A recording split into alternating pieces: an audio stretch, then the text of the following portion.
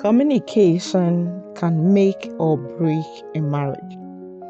The words we speak have the power to heal or hurt, to build up or tear down.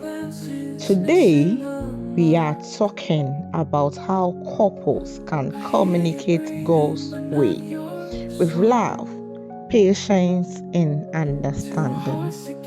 In Ephesians chapter 4, verse 29, Paul tells us, do not let any unwholesome talk come out of your mouth, but only what is helpful for building others up. That's a challenge, right? But it is also an invitation to speak words that give life. And so, what are the causes and consequences of poor communicative skills in marriages? One thing we must realize is that God has designed us differently. As men and women often communicate differently and express their emotions differently. When we also focus on ourselves rather than our spouse, we shut them or only speak to get our way.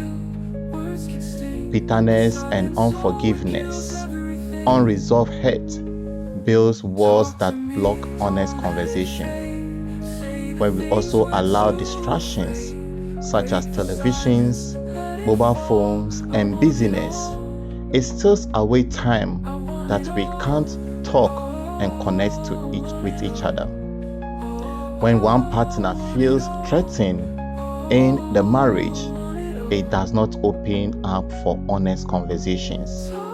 And that's why we must not use sarcasm, criticism, or blame game when we are talking. We must also not interrupt or talk over one another. Shutting down our partner instead of working through conflict may also destroy our marriage. Talking too much and not listening can also affect our marriages. Avoiding meaningful topics by staying superficial has a way of destroying our marriages.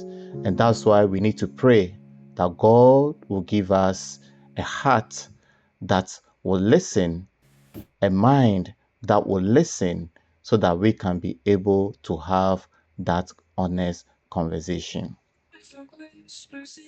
Yeah. So, what are the things we can learn when it comes to communication in marriage? Jesus Christ is the perfect communicator. He spoke truth, but he did so with compassion, grace, and love. If we want to communicate well, we must start by letting Jesus change our hearts. A healed heart produces healing ways. Marriage isn't perfect, and neither are we. But when we choose to communicate God's way, we invite His peace and His presence in our relationship.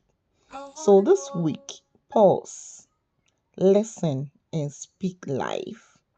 Allow Jesus Christ into your life, and you'll be amazed at how these simple habits can transform the atmosphere of your home.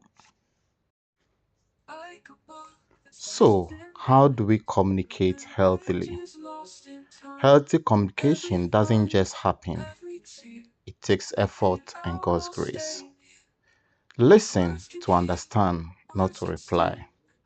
James chapter 1 verse 19 reminds us to be quick to listen and slow to speak. That means putting down the phone, making eye contact, and truly hearing what your spouse is saying.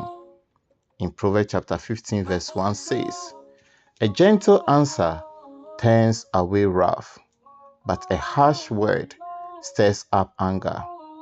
So we must speak with grace. Your words should build up, not tear down. Also, express your heart honestly but lovingly.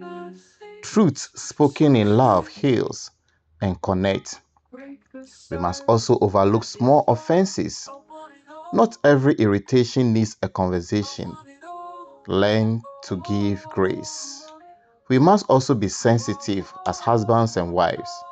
Seek to understand each other's feelings and needs.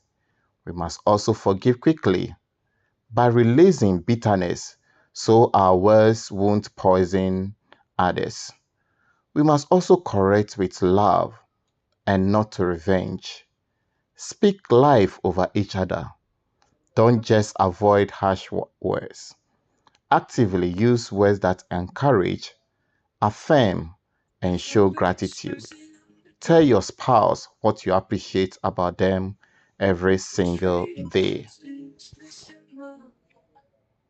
Lack of a good communicative skills destroys our marriages.